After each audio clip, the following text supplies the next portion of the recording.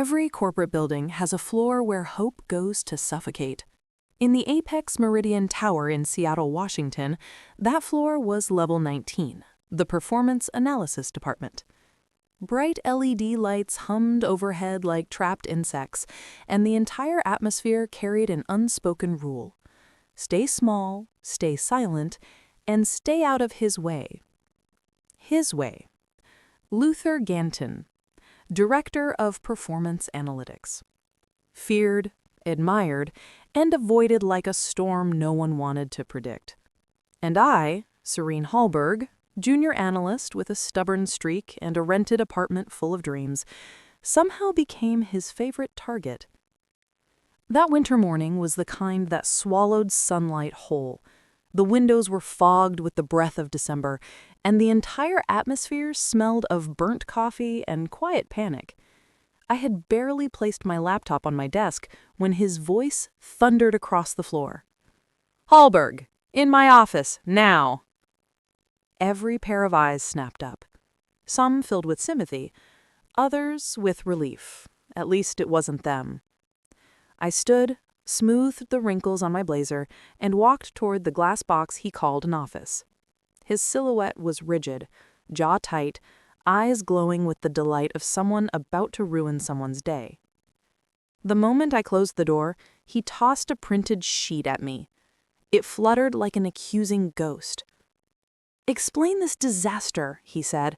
I picked it up. It was my department efficiency summary, the one I spent 21 straight hours refining. My voice was steady. "It's accurate. The delays come from—" He raised a hand sharply. "Serene, stop embarrassing yourself." His tone was patient in the way a predator is patient, slow, practiced cruelty. "You don't understand the numbers. You don't understand the system. You barely understand your job." I swallowed. People outside the office pretended not to look, but Luther always made his humiliation sessions visible. He wanted an audience, proof of his dominance. He stepped forward, close enough that the spicy bite of his cologne stung my eyes. "You're lucky," he murmured, "that we don't fire people just for being painfully average." His words hit harder than a slap. "And Serene," he added, leaning in, lowering his voice to a poisonous whisper, "stop dreaming of upward movement. People like you stay exactly where they are, at the bottom." He straightened and pointed to the door. "Fix the report, and try not to waste corporate oxygen." I left his office with the printed report in my hand and a storm raging quietly in my chest.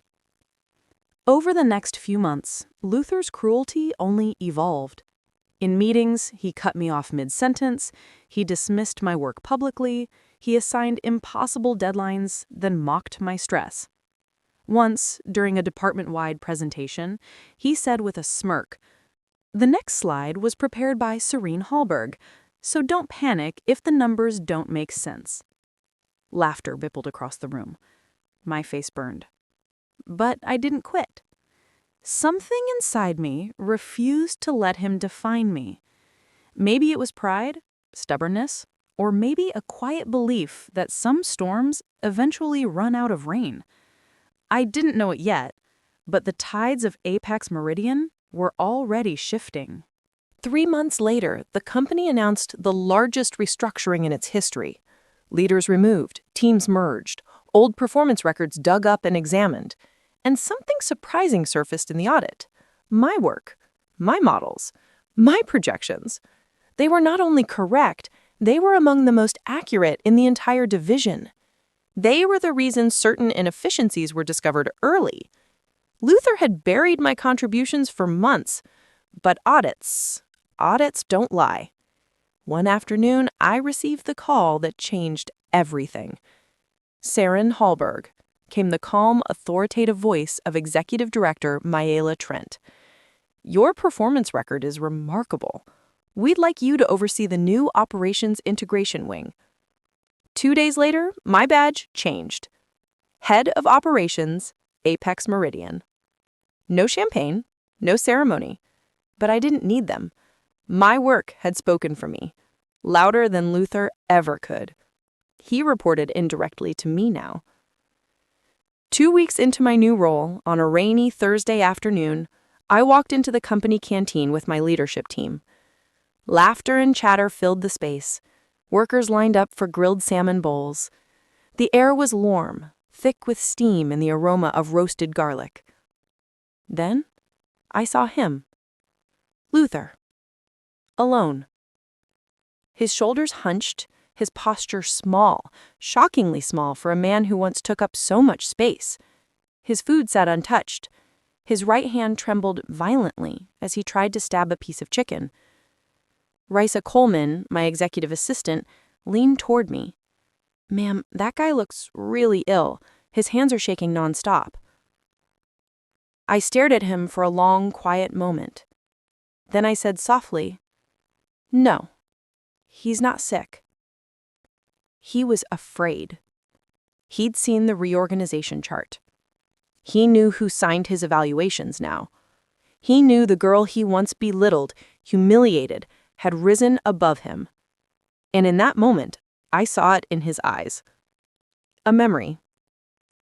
Every insult, every public embarrassment, every whispered belittlement. His conscience was replaying it all, mercilessly. And he expected revenge. I walked toward him. He looked up and froze.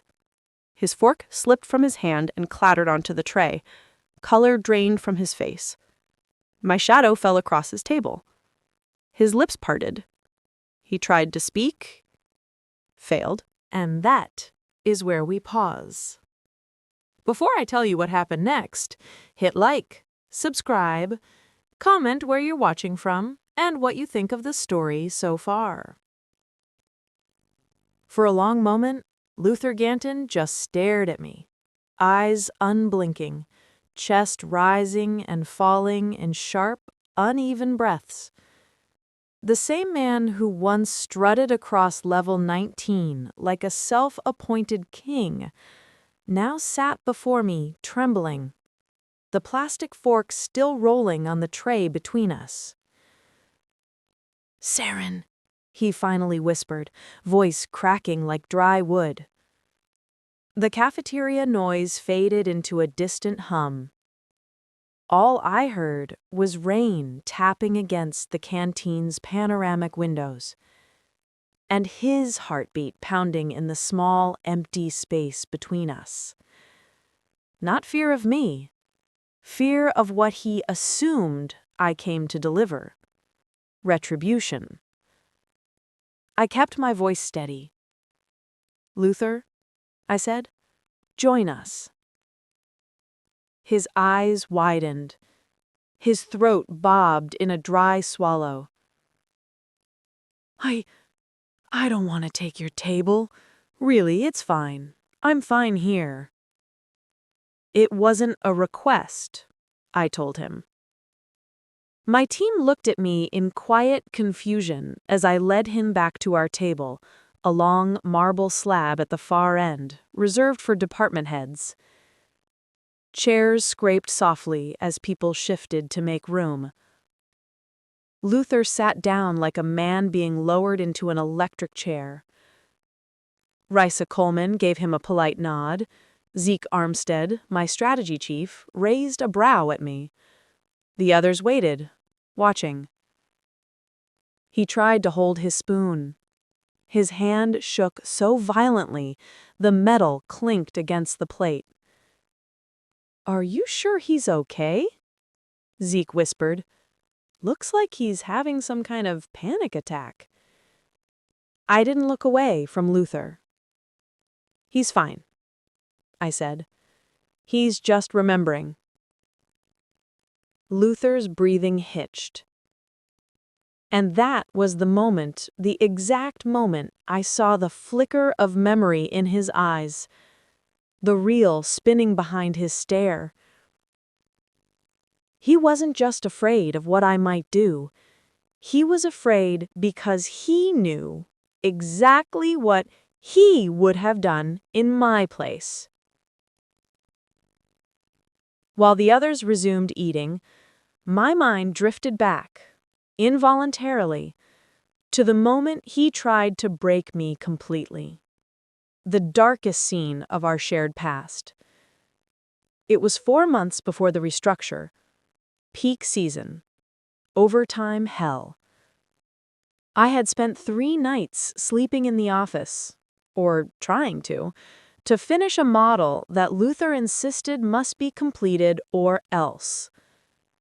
I worked until my eyes stung and my hands numbed around the keyboard. The night before the deadline, my system crashed. The entire analytics server went down for 12 minutes. 12 minutes that corrupted half the data structure. I stayed until 5:40 a.m., rebuilding everything manually. I submitted the file at 8:03 a.m., 57 minutes early. At 9:10 a.m., he stormed out of his office. "Halberg!" Every head on the floor snapped up. "This file is incomplete. It's sloppy. It's amateur." "It's complete," I said quietly. "You didn't review the second tab. It contains the—" He slammed the file on my desk so hard the pens rattled. "Stop making excuses." I froze. He leaned closer, face inches from mine, the entire department watching in horrified silence. "You are a liability," he hissed, "and liabilities are disposable." Humiliation washed over me, hot, choking, and then, as if the universe wanted to underline his cruelty, he turned to the team behind him. "I need someone competent to redo this," he said loudly, "preferably someone who can read." Laughter broke out, nervous, forced, but enough to slice something inside me. I gathered my things and locked myself in the restroom, tears burning the back of my throat. I didn't let them fall, but I felt them anyway, all the uncried ones gathering behind my ribs. That night, I promised myself, one day, he would need to sit with his conscience, and I would let him. Back in the cafeteria, Luther pushed food around his plate without lifting it to his mouth.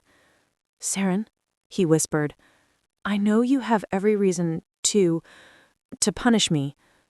My team glanced at each other. He swallowed hard. I wasn't good to you. I know that." "That's an understatement," Zeke muttered. I shot him a warning look. Luther continued, voice trembling like his hands. "I've been thinking about everything. For months. Ever since the restructure." His fingers dug into the table edge. "I know what I did to you. I know how I treated you." He looked down, ashamed. "I wasn't afraid of losing my job," he said quietly.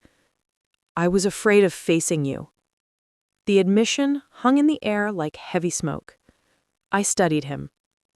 This wasn't the man who used to tower over me, who used humiliation as a weapon.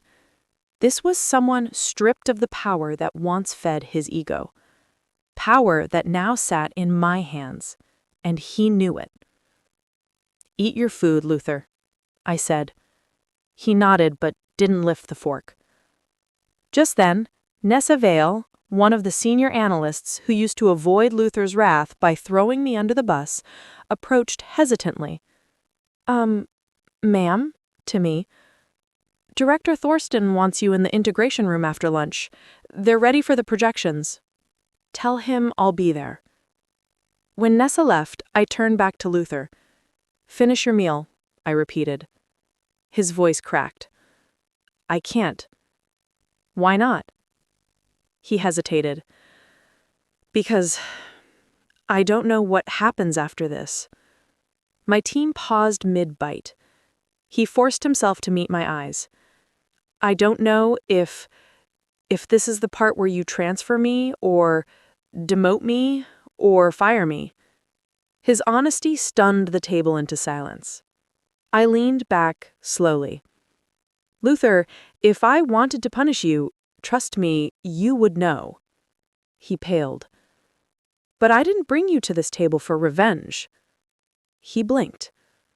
I brought you here so you could understand the weight of your own actions. People don't break because of workload. They break because of people. His lip trembled, a crack in the armor of a man who once believed he was untouchable. You made this department afraid to breathe, I said softly. And that doesn't get erased just because the power dynamic changed. He lowered his head, shame radiating off him.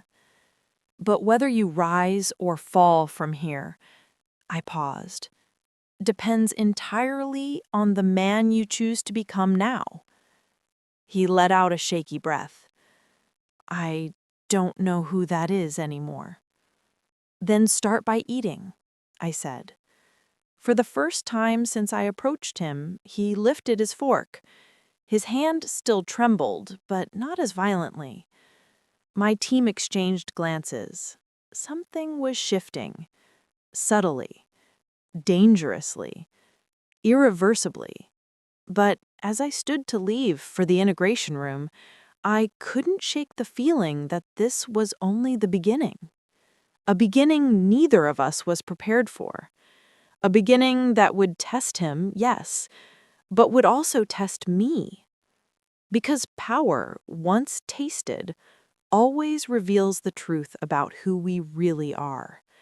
And the truth was about to become far more complicated. For the rest of that lunch hour, Luther barely touched his food.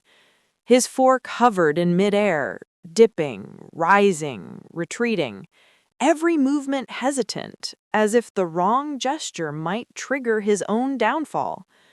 My team had resumed eating, but their eyes kept darting between us. Risa Coleman cleared her throat softly. Zeke Armstead pushed peas around his plate with a kind of restless skepticism. Even the usually unshakable Mira Layton kept glancing in Luther's direction, her jaw tense. They all remembered what he used to be. They all remembered how he made every hallway feel like a minefield. Hell, I remembered. It took every ounce of discipline in me not to flinch as small pieces of the past drifted through my mind like broken glass. Luther pounding his fist on my desk, Luther standing behind my chair as I typed, Luther laughing loudly when I made an error in front of the team. Now, here he was, unable to lift a fork without shaking. Life didn't just flip the script. It flipped the camera angles, the lighting, the entire set. After a long silence, Luther whispered, "Saren, may I speak?" I didn't answer immediately. My team looked up, like witnesses waiting for a verdict. "Speak," I said at last. He swallowed hard. Every word came out like he was dragging it across gravel. I know I did damage to you, to others, and his voice cracked. I don't know how to undo any of it. Zeke muttered under his breath, "Try starting with not being a tyrant." Risa shot him a look. Mira nudged his knee under the table. I continued watching Luther. He wasn't being dramatic. He wasn't trying to manipulate the room. He looked like a man genuinely wrestling with the ghost of his own reflection. Finally, he said, "I didn't think about people. I only thought about deliverables, output, performance. That was all that mattered." "That's not all that mattered," I replied quietly. "That's just all you cared about." He winced. Not physically, emotionally. A part of me almost pitied him, but pity is a diluted cousin of truth. And the truth was that Luther Ganton had created an environment where people were afraid to exist. Fear shrinks everything: creativity, confidence, potential. Fear makes people fold inward like paper. He was silent for a long moment. Then, "I'm ashamed," he said at last. barely audible. For the first time since I approached him in the cafeteria, he looked up, really looked. His eyes were red, not from tears, from exhaustion, from carrying something he never expected to carry. Guilt. "Saren," he said softly, "I am sorry." My team stiffened. Zeke's fork stopped mid-air. Reese's eyes widened. People in this company had waited years to hear those words from him, and now he whispered them to me, the person he once treated as disposable. I leaned back in my chair.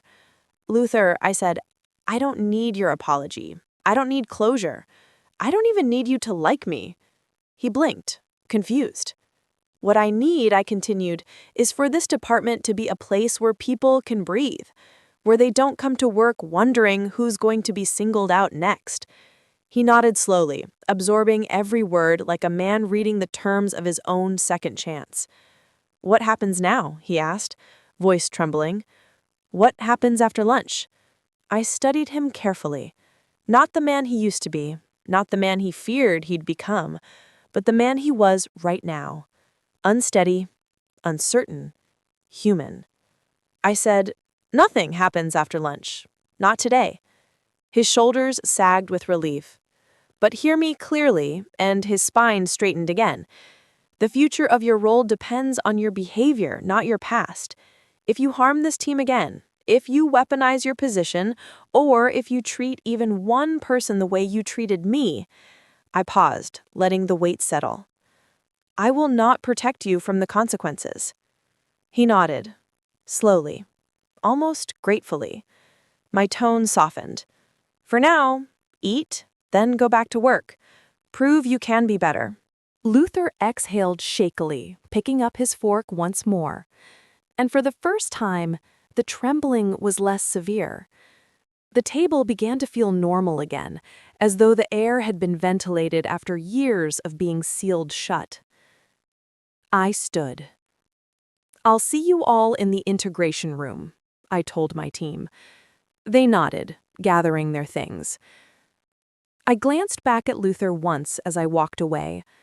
Not to intimidate him, not to monitor him, just to acknowledge the strange, disorienting reality. The man who once decided whether I succeeded or failed now sat at the table because I told him to. And that knowledge, that subtle tremor of power shifting, wasn't intoxicating the way I imagined. It was sobering.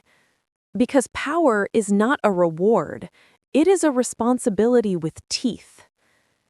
And this was only the third chapter. The real test, for him and for me, was still coming. The integration room sat on level 22, a glass box overlooking downtown Seattle, where the sky always seemed to hover between silver and charcoal. It was built for cross-departmental coordination, but it often felt like the stage where corporate politics came to breathe. When I walked in, the low hum of machines and projector fans wrapped around the room like static. Director Thorsten was already there.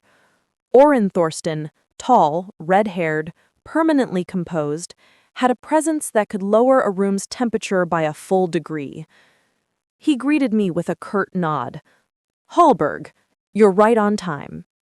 His voice was smooth, disciplined, a man who slept, risen, and lived through spreadsheets. "Always," I said. My team filed in behind me. Risa, Zeke, Mira, and the two junior analysts who seemed determined to earn their place in the new structure, Jalen Ross and Tori Bright. Luther, as expected, wasn't part of this meeting. His position had dropped levels during the reorganization. Before, he would have been in the front row, commanding attention. Now, the room didn't even require his presence. But somehow, his shadow still felt present, clinging to the edges of my thoughts like static cling. Thorsten tapped the screen behind him, and the lights dimmed. Today, we're finalizing the projections for the Q4 restructuring impact report, Operations is taking the lead. A quiet confidence rippled through my team. This, the analytics, the operations dynamics, the long-term modeling, was our battlefield. And they knew I trained them well. I stepped forward. We have 3 scenario models prepared: conservative, moderate, and accelerated. Each accounts for variable department capacity following the integration. Graphs bloomed across the wall, clean, sharp, layered with predictive logic. Thorsten nodded approvingly. Zeke crossed his arms, smirking with barely contained pride. Mira stood tall, analytical gaze sweeping the room. Risa clicked her pen and waited for the data points she already knew were coming. But halfway through the presentation, Director Thorsten interrupted me. "Hallberg," he said, slowly, eyes narrowing at the screen. "This tab is missing the variable sensitivity matrix." My heart tightened. Not from fear, but from recognition. That line, that exact phrasing, was something I'd heard before, 4 months ago, from Luther. "This file is incomplete. It's sloppy." The memory slapped me without warning, and for a split second the room blurred. The glass walls, the projector light, the faint scent of fresh coffee, all dissolving into that older scene where humiliation was used like a weapon. But this time, there was no laughter, no eyes avoiding mine, no supervisor looming behind my chair. Just Thorsten, waiting. I steadied myself. "It isn't missing," I said. "We shifted the matrix to an appendix to tighten the executive summary.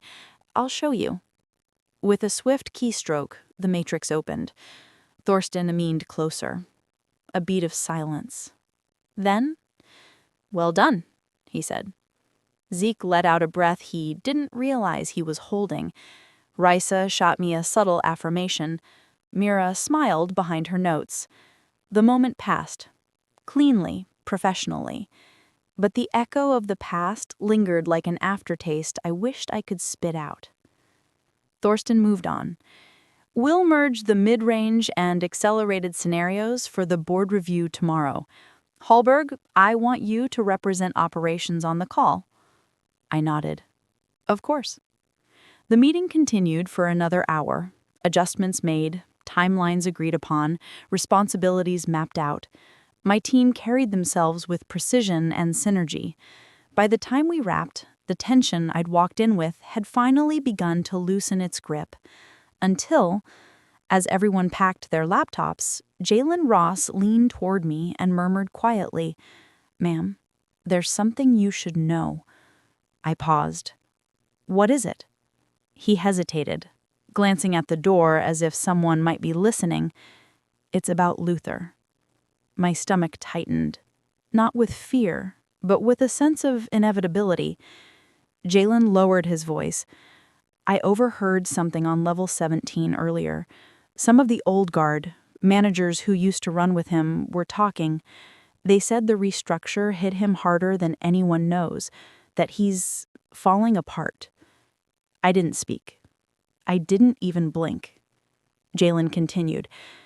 "And they said," he whispered, "that he hasn't slept more than 2 hours a night since the announcement." Silence fell between us. Not the clean silence of focus, not the ordinary corporate silence, a different kind, a heavier kind. "Ma'am," Jalen added, "I don't think he's afraid of losing his job. I think he's afraid of himself." I exhaled slowly. "Thank you," I said. But something cold had begun coiling at the base of my spine, a feeling I didn't want to admit. Not pity, not sympathy. Something more unsettling. Responsibility. As my team walked out of the integration room, chatter low and professional, I lingered by the glass wall, staring down at the moving grid of the city below. Cars wove through the streets like veins pulsing with life. Office windows glowed in the high-rises across the block. A helicopter, cut across the gray sky. Everything looked stable, predictable, but I knew better. In corporate systems, just like in human systems, instability doesn't announce itself.